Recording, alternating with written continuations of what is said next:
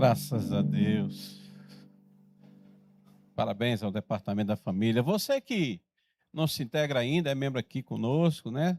Procura aí o Diácono Micaías, a irmã Manu, faz assim, mano, ali, ó. Eles são os líderes, o Sérgio, né? A sua esposa também ajuda aí como vice. Vamos se integrar mais, vamos participar mais, é muito bacana isso, tá bom? Chegou uma oferta de gratidão, após aqui o ofertório, mas deixa eu ler aqui, a nossa irmã Zélia, ela aqui traz uma oferta de gratidão pela vida do seu esposo, que completou ano, o nosso irmão Alexandre. Então aí, tá ali, que Deus te abençoe. Você pode aplaudir ao Senhor? Deus abençoe, parabéns. Parabéns. Nós oramos pelos aniversariantes, mas você receba também a bênção do Senhor sobre a sua vida, tá bom? Em nome de Jesus. Bota aqui, pode colocar aqui, ó. Bota aí, não. Bota aí, Domingos. Isso, ótimo. Quem quer ouvir a palavra do Senhor? Deixa eu convidar esse servo do Senhor, o pastor Francisco. Você pode receber ele com alegria.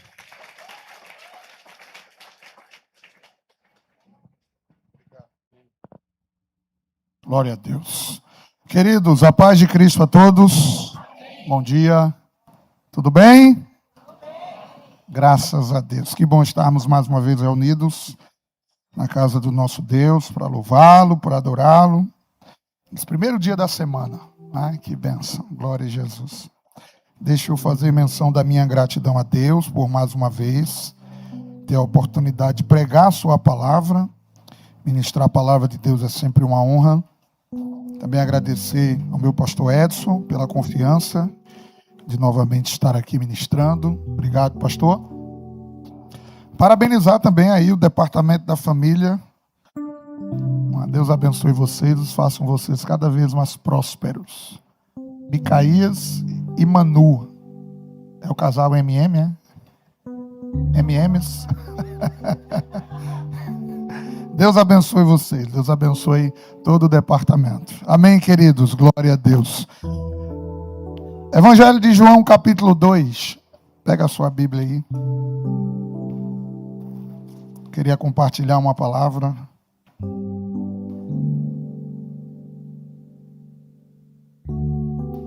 Ao seu coração. Hoje é culto da família, culto de celebração, e a gente queria falar, dentro da mensagem, abordar também sobre casamento, que é onde tudo começa.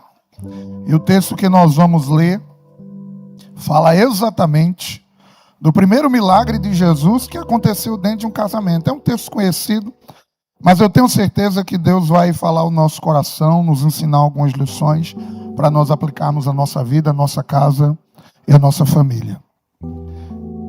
Evangelho de João, capítulo 2, a partir do verso 1. E ao terceiro dia fizeram-se umas bodas em Caná da Galileia. Estava ali a mãe de Jesus. E foi também convidado Jesus e os seus discípulos para as bodas. E foi também convidado Jesus e os seus discípulos para as bodas. Faltando vinho, a mãe de Jesus lhe disse: não tem vinho. Disse-lhe Jesus: mulher, que tenho eu contigo, ainda não é chegada a minha hora. Sua mãe disse aos serventes: fazei tudo quanto ele vos disser. Estavam ali postas 6 talhas de pedras para as purificações dos judeus. E em cada uma cabiam 2 ou 3 almudes. Disse-lhe Jesus: enchei de águas essas talhas. E encheram-na até em cima. E disse-lhes: tirai agora e levai ao mestre-sala. E levaram. E logo que o mestre-sala provou a água feita vinho, não sabendo de onde viera, se bem que sabiam os serventes que tinham tirado a água, chamou o mestre-sala ao esposo e disse-lhe: todo homem põe primeiro o vinho bom. E quando tem bebido bem, então o inferior, mas tu guardasses até agora o bom vinho. Jesus principiou assim os seus sinais em Caná da Galileia. E manifestou a sua glória, e os seus discípulos creram nele. Você crê nessa palavra? Diga amém. Curva a sua cabeça por um momento. Pai, temos lido a tua palavra. Aqui estamos nós reunidos, temos já adorado ao teu nome, te louvado, Senhor. E agora, meu Deus, pesa sobre mim a responsabilidade de compartilhar com o teu povo. Me ajuda, Senhor, mais uma vez. Que haja iluminação por meio do teu Espírito e que possamos compreender perfeitamente aquilo que o Senhor tem para a nossa vida nesta manhã. Que cada mente, que cada coração esteja cativo à tua palavra, Pai, que não haja distração. Que no mundo espiritual, Senhor, também eu me posiciono e repreendo todo e qualquer ataque do inimigo contra este momento, contra este culto, contra, Pai, esta hora que a tua palavra será ministrada. Assim eu te peço e te agradeço em nome de Jesus. Diga amém. Me conceda a sua atenção, eu sei que você já deve ter ouvido em outras ocasiões mensagens sobre o Evangelho de João. Ainda essa semana, na nossa conferência, foi ministrado dentro desse texto. E é claro que existem muitas lições, muitos ensinamentos que a gente pode tirar. E a minha proposta hoje é bem diferente do que foi ministrado durante a imersão profética. Quem veio e teve a oportunidade de ouvir uma boa palavra da parte de Deus. É muito significativo aqui, queridos, que o primeiro milagre que Jesus realizou ocorreu em uma festa de casamento. É destacado isso aqui. Assim Jesus, verso 11, principiou os seus sinais. É muito significativo que Jesus escolhe uma festa de casamento para iniciar os seus milagres. Isso nos remete lá a Gênesis, os primeiros capítulos de Gênesis. O primeiro ato extraordinário de Deus após a criação foi criar a mulher. E então depois o próprio Deus celebra o casamento, levando a mulher até Adão. Assim como um pai leva a filha até o noivo. O projeto de Deus, você já ouviu isso, a gente vai apenas repetir. Para a família é que ela inicie no casamento. Casamento, nunca é demais dizer, a união de um homem e de uma mulher para a formação de uma família. O casamento é a base da sociedade. Diferente dos anjos, que a Bíblia diz que eles não se casam e nem se dão em casamento. Isso porque não existe anjo macho e anjo fêmea. Anjos são anjos. Quando Deus criou os anjos, lá no início, é a mesma quantidade de anjos que há hoje. Os anjos não se multiplicam. As quantidades de anjos nos dias de hoje não é diferente de quando Deus os criou. Já o homem e a mulher se complementam. E na criação, Deus só fez um homem e uma mulher. E esses seres, diferentes dos anjos, poderiam se multiplicar. E dos dois vieram milhares, milhões, bilhões. É por isso que nós entendemos e defendemos 3 características que Deus estabeleceu para o casamento. Nós que somos cristãos. Primeiro, nós defendemos o casamento heterossexual.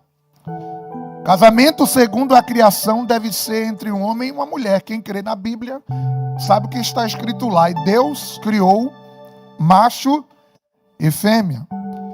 A segunda característica do casamento que nós defendemos, segundo a criação e segundo a Bíblia, é que ele é monogâmico. É um homem para uma mulher e uma mulher para um homem, segundo a criação. E a terceira característica que nós defendemos e cremos para o casamento é que ele é indissolúvel. Deus criou o casamento, foi o homem que criou o divórcio. O projeto de Deus para o casamento é que até a morte os separe. É verdade que Jesus falou da regra de exceção. Uma coisa que nós vemos na Bíblia, ainda nessa introdução, é que nós sempre encontramos Deus desejando participar ativamente do casamento. É por isso que em João 2, Jesus diz assim: eu vou começar os meus sinais em um casamento. Em várias passagens na Bíblia, a gente percebe que o desejo de Deus é participar ativamente do casamento. A própria criação de Eva, descrita à parte, não é? Deus a cria, em seguida leva ela até Adão, como eu falei. Isso indica que é Deus quem dá a esposa. Salomão vai dizer lá na frente que a casa e a riqueza vêm dos pais, mas a mulher, a esposa, vem do Senhor. Deus quer estar presente no casamento. Deus quer participar do casamento e quer participar da família. Mas para isso ele precisa ser convidado. E é exatamente isso que ocorre em João capítulo 2. E foi Jesus convidado. A Bíblia mostra que Deus, por exemplo, deseja participar do casamento, e ele mostra isso quando ele chama Abraão em Gênesis 12. Promete a Abraão um filho, e após a obediência dele, ele deixa o conhecido, Abraão, indo ao desconhecido por causa de uma promessa. E qual é a promessa? Participar ativamente da família de Abraão, lhe dando um filho. A Bíblia mostra que Deus quer participar também ativamente do casamento, quando Abraão manda o seu mordomo buscar uma esposa para Isaac. Sabe como é que o mordomo de Abraão tem êxito? Quando ele ora. Ele chega e ora ao Senhor dizendo: Eliezer, Deus me dá bom êxito na missão que o meu Senhor me deu para encontrar uma esposa para o seu filho Isaac. E na oração de Eliezer, Deus participa, conduz ele então a Rebeca, que se tornaria depois esposa de Isaac. Deus quer participar do casamento, e a gente vê isso também na história de Ruth, que Deus conduz Ruth após a sua viuvez até Boaz. Ela que era uma mulher jovem e exemplar. Depois que Ruth decide servir ao Senhor, quando diz à sua sogra, agora viúva e também sem filhos: o teu Deus é o meu Deus, o teu povo é o teu povo, e aonde você morrer, morrerei eu. Ruth faz essa declaração e Deus participa ativamente então. Então, existem muitos exemplos da Bíblia que mostram que Deus quer participar ativamente do casamento. Agora, o que é preciso para Deus se envolver no meu casamento e na minha família? Eu preciso convidar. O que é preciso? Abraão, quando obedece a Deus, ele está tomando esta decisão, e a sua obediência faz com que Deus se envolva na família. O mordomo, quando ora a Deus pedindo para ele lhe dar êxito na missão de casamento, a oração deles faz Deus se envolver naquela decisão. E Ruth, quando confessa a Deus como seu único Deus, faz Deus também se envolver na sua vida familiar. Então esta é a questão. Você tem convidado Jesus para a sua casa, para a sua família? Você tem convidado Jesus para o seu casamento? Você envolve Jesus nas suas decisões? Deus, ele não vai onde não é chamado. Deus, ele não vai onde não é convidado. É isso que acontece em João 2, Deus não vai. Eu lembro que naquela tragédia que houve lá nos Estados Unidos, dia 11, lá no mês, em 2001, onde as duas torres gêmeas foram atacadas. Posteriormente, a filha de Billy Graham, a Anne Graham, ela estava em um programa e ela foi questionada. Como é que Deus teria permitido algo tão horroroso acontecer no 11 de setembro? Ela deu uma resposta então à sua entrevistadora dizendo: eu creio que Deus ficou profundamente triste com o que aconteceu, tanto quanto nós. Porém, por muitos anos nós temos dito a Deus para não interferir nas nossas escolhas. Temos dito a Deus para sair do nosso governo, das nossas vidas. Sendo Deus um cavalheiro, eu creio que Ele calmamente nos deixou. Como podemos esperar que Deus nos dê a sua bênção e a sua proteção se nós exigimos que Ele não se envolva mais conosco? Foi essa a resposta que a Anne deu. Jesus disse: eis que estou à porta e bato. Se alguém ouvir a minha voz. É uma decisão envolver Deus nas minhas escolhas ou não, nos meus projetos ou não. E a proposta dessa mensagem é a gente refletir sobre isso, para a gente poder, dia após dia, decisão após decisão, envolver Deus nas nossas escolhas. Dito isso, algumas lições aqui, rapidamente, essa mensagem bíblica que a gente tira. Primeiro, uma pergunta: por que Jesus foi a este casamento? Repita comigo: porque ele foi convidado. Se ele não fosse convidado, ele não iria, porque Jesus não é penetra. Ele não entra onde não é chamado. Ele não vai onde não é convidado. E o registro aqui em João 2 do convite é para deixar claro que se ele não fosse convidado, ele não iria. Mas uma outra coisa que a gente aprende aqui: por que convidaram Jesus? Eles estavam precisando de um milagre quando convidaram Jesus? Não. Eles convidaram Jesus para honrá-lo. Eles convidaram Jesus porque queriam a sua companhia. Aliás, Jesus não tinha feito nenhum milagre ainda, portanto, eles não podiam esperar nenhum milagre de Jesus. Eles apenas quiseram honrá-lo. Agora, o milagre só aconteceu quando eles precisaram por duas razões. Primeiro, porque Jesus estava presente. E segundo, porque ele foi convidado e por isso estava presente. Esse convite é um convite dizendo: Deus, eu quero te honrar. Honrar no início de um projeto. Honrar em um momento de alegria. Honrar em um momento de celebração. Honrar no momento mais importante da vida de um homem e da vida de uma mulher. Veja o tempo do convite, no início de um projeto. Não é quando as coisas começam a dar errado que eles convidam. Não é quando as coisas começam a sair do trilho que eles correm. Assim, Jesus, ó, a gente esqueceu de chamar o Senhor e agora a gente tem uns negócios para resolver. Não, não. Eles decidiram honrar no início. E quando eles decidem honrar? Em um momento de alegria. Repito, o convite aqui não é para Jesus ajudar, é para honrar Jesus. Eu posso dizer aqui, queridos, esse não é um convite interesseiro. Não é. Eles não têm nenhum interesse com a presença de Jesus lá. Eles não projetavam que ia faltar alguma coisa. Eles não projetavam, eles não sabiam. Tudo planejado perfeitamente. Os convidados ok. O ambiente ok. As mesas ok. A alimentação ok. Está tudo ok na cabeça deles. Então eles não convidam Jesus porque estão projetando que vai faltar alguma coisa. É um convite para honrar. Eu não estou prezando de nada, mas quero o Senhor perto de mim. Eu não estou prezando de nada, mas eu quero o Senhor na minha casa. Eu não estou prezando de nada, mas eu quero o Senhor na minha vida. Eu não estou prezando de nada, mas eu quero o Senhor dia após dia.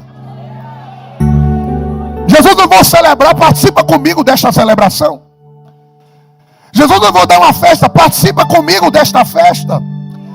Jesus, isso aqui eu conquistei, participa comigo da minha conquista. Agora, me permita dizer, como é que muitos veem Deus? Alguns veem Deus como o gênio da lâmpada. Sim, meu amo. Você tem 3 desejos para fazer. Não é verdade, irmãos? Se a gente for sincero. A gente vê às vezes Deus como um quebra-galho.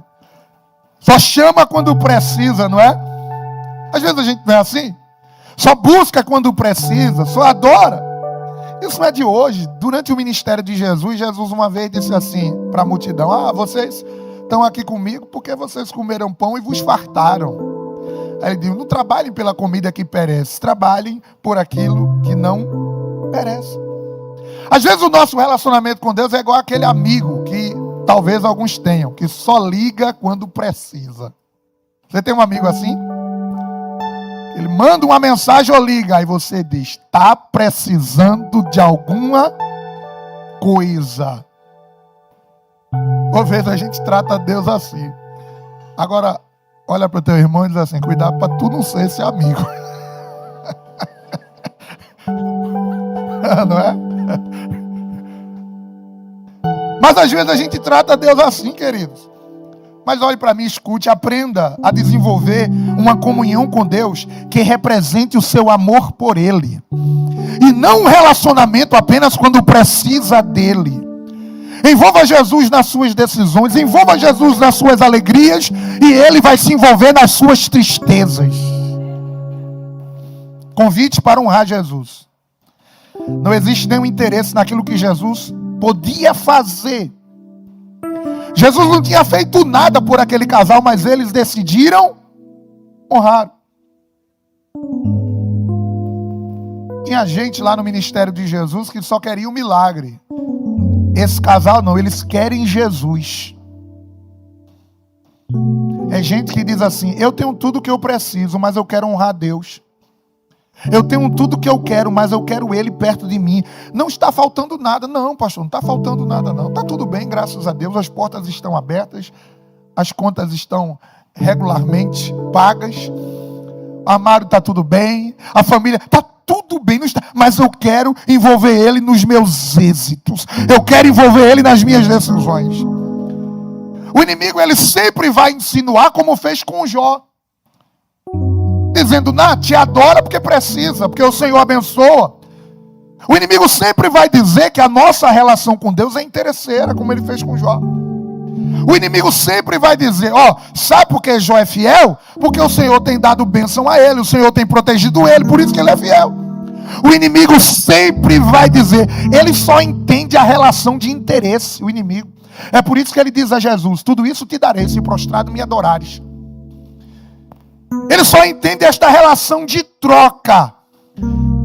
Aí você, para envergonhar, para você confundir o inferno, você passa um tempo de oração, chorando, e alguém passa por você e diz: eu vou orar por você. Você deve estar numa luta tão grande, e você diz assim: não, eu não estou chorando porque eu estou numa luta não. É gratidão.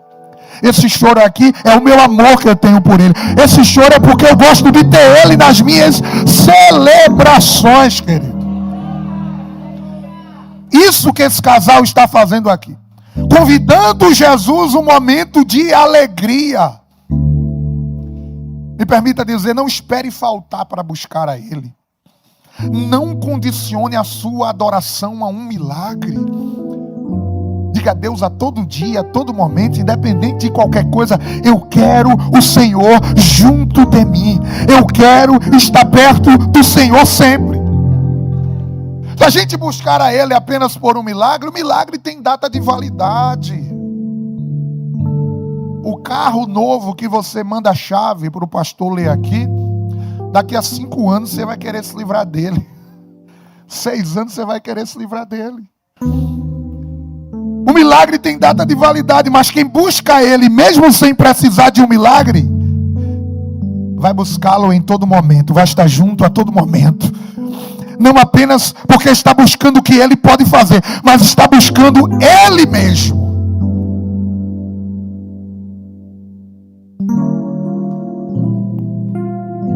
No ministério de Jesus, teve gente também que quis a sua companhia pela própria companhia dele. É por isso que quando Jesus questiona, depois de dar uma mensagem muito difícil de se entender, João capítulo 6, a Bíblia diz: a partir daí muitos dos seus discípulos já não andavam com ele. Jesus olha para os 12 e diz assim: vocês também vão se retirar? Pedro toma a palavra e diz: para onde iremos nós? Se só tu tens as palavras de vida eterna. Pedro está dizendo: eu estou contigo por causa das palavras que saem da tua boca, porque as tuas palavras têm a ver com a eternidade. E embora eu tenha algumas necessidades aqui na terra, eu sei que muito mais do que isso, a eternidade que só existe nas tuas palavras é o que eu busco como prioridade na minha vida. Como aquela canção que diz: eu só quero tua bênção se eu tiver a tua presença dentro de mim. E na nossa vida é assim. Tem momentos de tristeza, de falta. Mas o que é que vai fazer a diferença? É esse convite. Ter Jesus na fartura é garantia que ele vai estar conosco na escassez. Esse texto nos ensina isso. Naquela festa de casamento, tinha familiares daquele casal? Tinha. Naquela festa de casamento, tinha amigos? Tinha. Naquela festa de casamento, tinha conhecidos? Tinha. Mas ninguém poderia ajudar com aquele problema. Se eles não tivessem convidado Jesus, como é que ia ser? Algo que eles não projetaram, algo que eles não planejaram. Eles agora estariam com um problema, iriam recorrer a amigos, não ia poder resolver, iria recorrer à família, não ia poder resolver, iria recorrer a quem fosse, não poderia resolver. Se eles não tivessem convidado a Jesus, aquele casamento começaria com vergonha. Aquele casamento começaria com discussões. Começaria de forma desastrosa. Você entende isso? Porque na hora que faltasse, iam buscar um culpado. Se eles não tivessem convidado Jesus, iam buscar um culpado. A mulher ia dizer ao marido: cadê? Você não ficou responsável. Iam chamar o organizador da festa. Os sogros iam ficar chateados. Os convidados, quando saíssem, iam falar. A gente foi lá e acabou no meio. Sempre tem alguém que fala. Casamento que faltou vinho.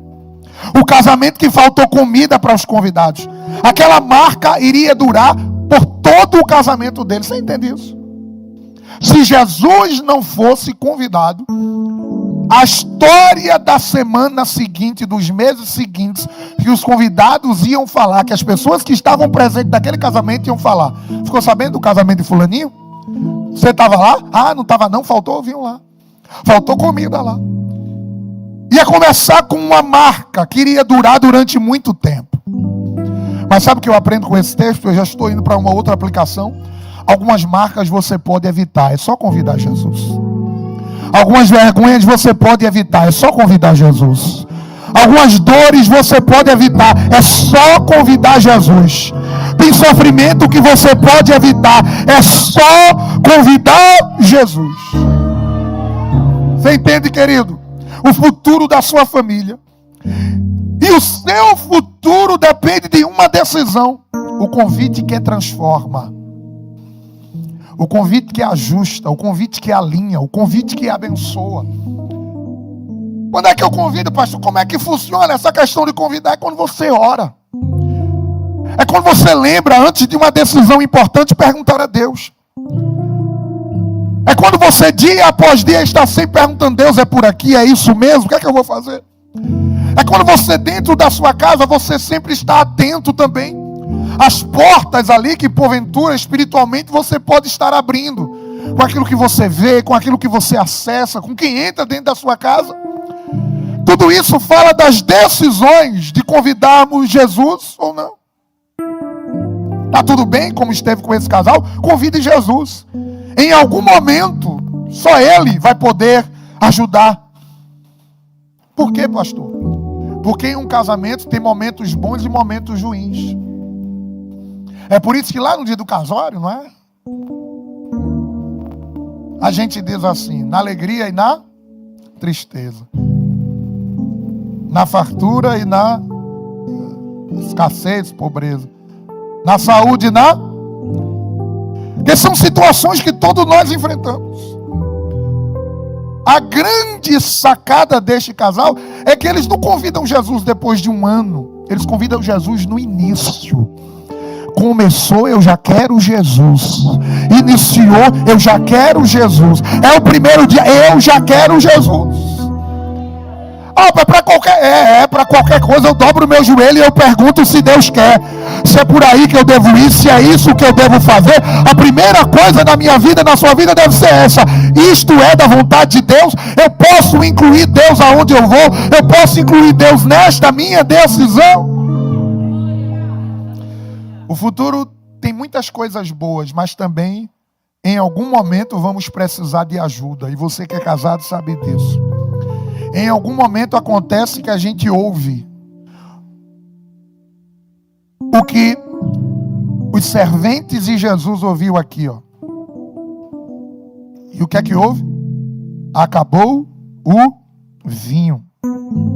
Em algum momento a gente recebe uma notícia: acabou.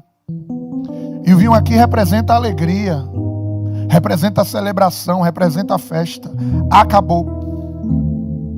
Em algum momento você vai ouvir sobre uma área da sua vida, sobre uma situação familiar, alguém chegar e dizer: isso aí acabou. Aí não tem mais jeito. Isso é melhor você desistir. Ah, esse filho aí, essa filha aí, ó. Ah, esse projeto aí. Ah, esse casamento. Em algum momento. E no caso deste casal, mais rápido do que ele imaginava, que foi na própria festa de casamento. Por mais que a gente faça planos, em algum momento alguma coisa acaba. Em algum momento alguma coisa termina. Em algum momento alguma coisa dá errado. Acabar o vinho pode representar problema financeiro. Às vezes a gente tem esse problema. Acabar o vinho representa alegria, que acaba se transformando em tristeza. Acabar o vinho aqui, ó, vergonha diante dos convidados. Era para terminar com vergonha, com tristeza e com problemas financeiros, mas não terminou. Por quê? Porque convidaram a Jesus. Repita comigo: a presença de Jesus faz as coisas continuarem. A presença de Jesus faz as coisas continuarem. Nem tudo que acabou precisa terminar. Como é que isso funciona, pastor? Nem tudo que acabou precisa terminar. Por quê? Porque Deus faz com que tudo volte a ser como era no começo. Algumas coisas que para você acabou, Deus pode fazer tudo como era no começo. Acabou, alguém diz. Não tem mais, alguém diz. Na verdade, quando Jesus transforma a água em vinho, o especialista diz: isso aqui está melhor do que quando começou. A presença de Jesus, na verdade, faz as coisas estarem ainda melhor do que no começo. Profetiza para o teu irmão e diz assim: aquilo que era para ser o fim, Jesus vai transformar em um começo muito melhor, porque você convidou Jesus, porque você chamou Jesus. Não acabou, querido, não terminou, não é o fim. Por quê? Porque convidaram a Jesus. E eles nem ficam sabendo deste milagre, porque acontece às vezes assim na vida da gente. Você nem sabe, só no céu você vai saber quantos livramentos Deus te deu por causa da decisão de convidar Jesus. Quantas maldades projetadas no mundo espiritual ou por alguém sobre a tua vida, Deus repreendeu, Deus te deu vitória porque você convidou Jesus. Quantas situações eram para acontecer na tua casa e na tua família, no teu casamento, e Deus te deu livramento porque você convidou a Jesus. Fica de pé, estou terminando. Pedi um louvor para subir aqui. O convite que transforma. Aquilo que era para ser um fim, Jesus vai transformar em um começo muito melhor. Eu vou repetir. Aquilo que era para ser o fim, Jesus vai transformar em um começo muito melhor. Vou repetir mais uma vez. Aquilo que era para ser o fim, Jesus vai transformar em um começo muito